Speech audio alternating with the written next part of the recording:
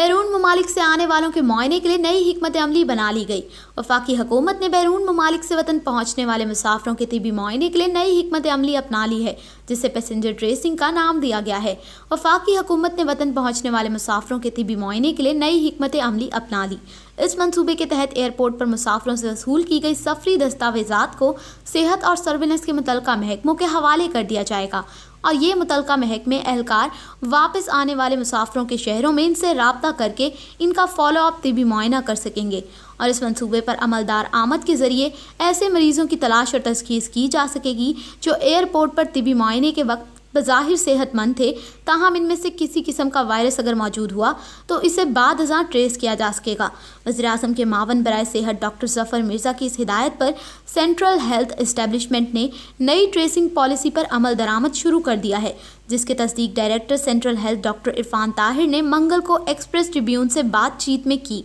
ان کا کہنا تھا کہ بیرون ممالک سے ملک بھر میں آنے والے تمام مسافروں کی ٹریسنگ کی ہدایات دے دی گئی ہیں۔